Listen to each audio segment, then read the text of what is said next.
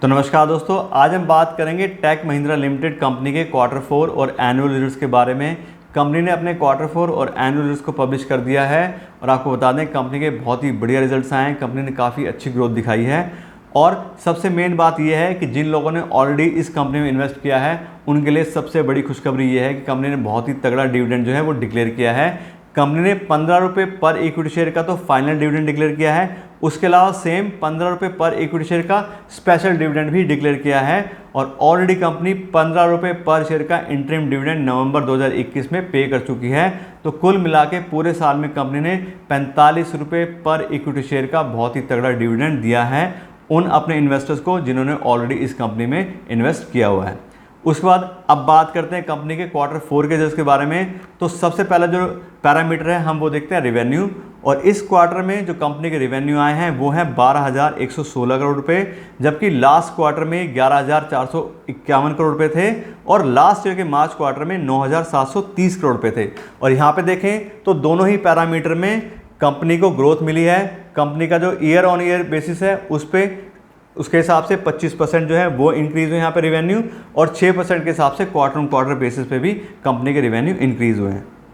इसके बात करें कंपनी के ऑपरेटिंग प्रॉफिट की, तो इस क्वार्टर में कंपनी का ऑपरेटिंग प्रॉफिट आ रहा है 2,088 करोड़ रुपये, जबकि लास्ट क्वार्टर में 2,059 करोड़ था और लास्ट ईयर के मार्च क्वार्टर में 1,897 करोड़ रुपये था। और यहाँ पे भी देखें तो ईयर ऑन ईयर बेसिस पे 10% कंपनी का ऑपरेटिंग प्रॉफिट बढ़ा है और क्वार्टर ऑन क्वार्टर बेस पे ये 1% बढ़ा है।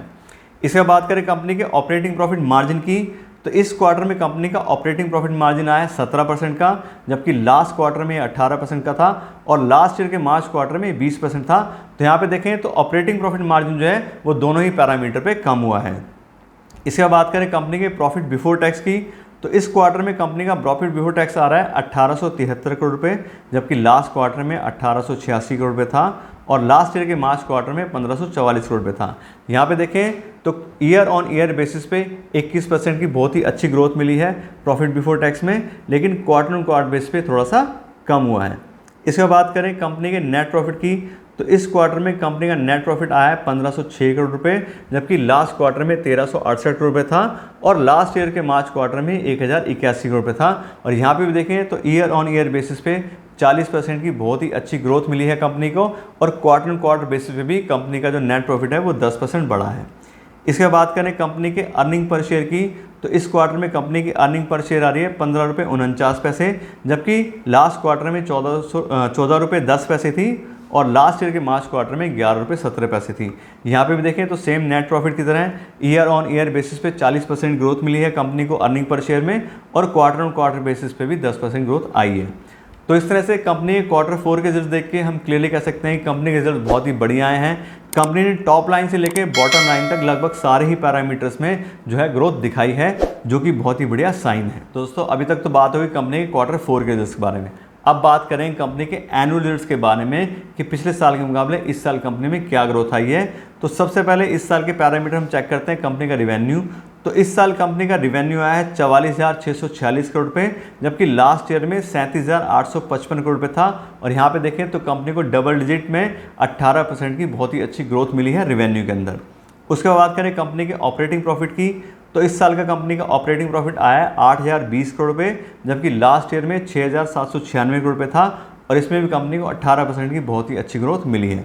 इसके बाद बात करें कंपनी के ऑपरेटिंग प्रॉफिट मार्जिन की, तो इस साल में कंपनी का ऑपरेटिंग प्रॉफिट मार्जिन आ रहा है 18% और लास्ट ईयर में भी 18% था। तो कंपनी अपना सेम प्रॉफिट मार्जिन जो है वो उसको मेंटेन कर पा रही है।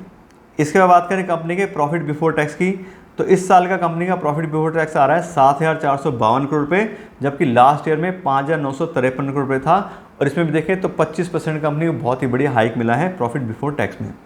इसके बाद बात करें कंपनी के नेट प्रॉफिट की, तो इस साल का कंपनी का नेट प्रॉफिट आ रहा है 5,566 करोड़ रुपये, जबकि लास्ट ईयर में 4,428 करोड़ रुपये था और इसमें भी देखें तो 26% कंपनी को बहुत ही बढ़िया जो है ग्रोथ मिला है। ऐसी बात करें कंपनी की अर्निंग पर शेयर की, तो इस साल की कंपनी की अर्निंग पर शेयर आ रही है 57 रुपये 27 पैसे, जबकि लास्ट ईयर में 45 रुपये 73 पैसे थी और इसमें भी सेम नेट प्रॉफिट की तरह 25% कंपनी को हाइक मिला है।